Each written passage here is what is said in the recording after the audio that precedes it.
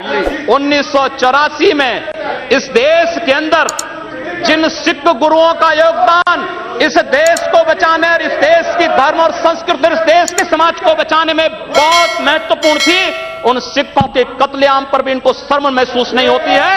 और आज ये लोग इस देश के अंदर बात करते हैं सांप्रदायिक सौहार्द की, इनका पूरा चेहरा सांप्रदायिक हिंसा से रंगा हुआ है, सांप्रदायिक एजेंडे से रंगा हुआ है। और इसीलिए बंधु महोदय, इस देश के अंदर असम में क्या हो रहा है, बांग्लादेशी घुसपैठिए इन लोगों के अपने हो गए और इस देश में लाखों वर्षों से रहने वाला समुदाय पराया हो गया।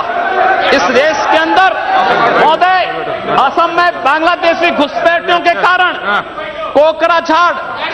He mentioned about communal rights. I request you that 2011 he has given a figures. Those are wrong figures.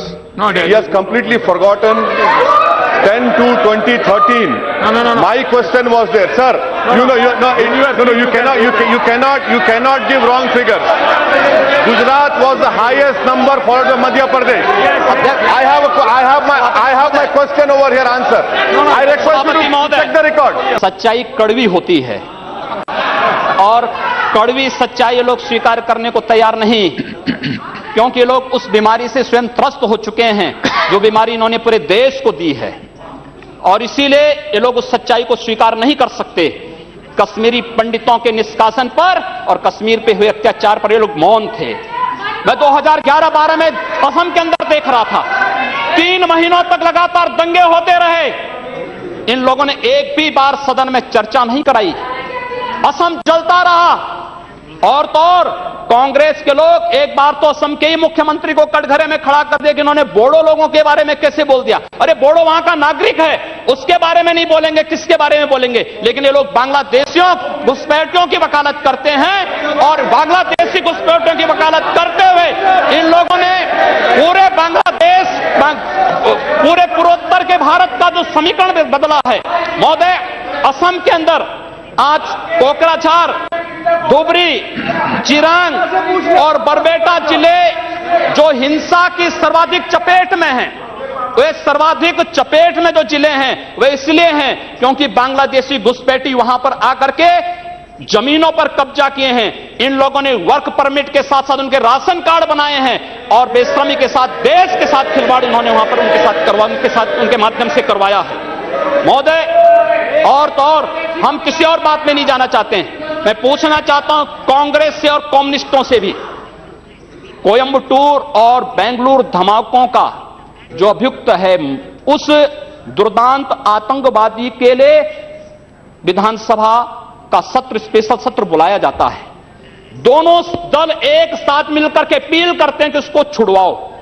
ये क्या सेकुलर, क्या यही सेकुलर है? क्या इनका यही सेकुलर एजेंडा है? क्या यही इस देश में यही सेकुलरिज्म है? और इस देश के अंदर महोदय, इस देश के अंदर क्या हुआ था?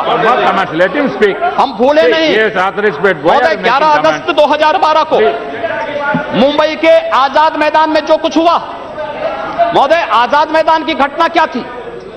आजाद मैदान में रोयांग मुस्लिम जो बर्मा में थे उनके बीच में और वहां के बौद्धों के बीच में वहां पर हिंसा हुई, दंगे हुए।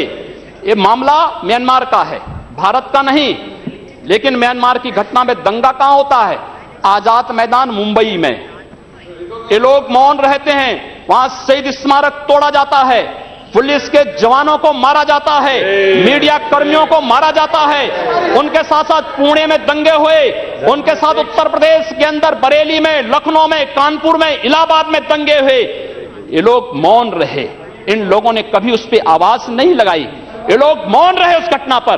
ये वही लोग हैं जो आजाद मैदान की घटना पर मौन थे और बाबा रामदेव पे, उन सत्याग्रहियों पर ये लोग रामला मैदान पर लाठी चार्ज करके बेशर्मी के साथ वंदे मातरम का गान करने वाले देशभक्तों पर लाठी चार्ज करते हैं। ये लोग देश के अंदर सांप्रदायिक हिंसा की बात करते हैं। सांप्रदायिक हिंसा किसने फैलाई है?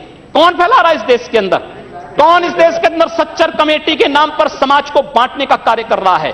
इन लोगों ने सांप्रदायिक आधार पर 1947 में देश को बांटा है और आज पुनः देश को बांटने की साजिश के तहत पाकिस्तान के एजेंडे पे ये लोग कार्य कर रहे हैं। और इसलिए महोदय, जब उत्तर प्रदेश के अंदर की जो घटनाएं आई हैं, उन घटनाओं पर अगर आप नजर डालेंगे महोदय, जो घटनाएं हुई हैं उन घटनाओं के बारे में अगर मैं आपके सामने रखूं तो घटनाएं अपने आप में चौंकाने वाली घटनाएं हैं। और वे चौंकाने वाली घटनाएं कितनी खतरनाक हैं।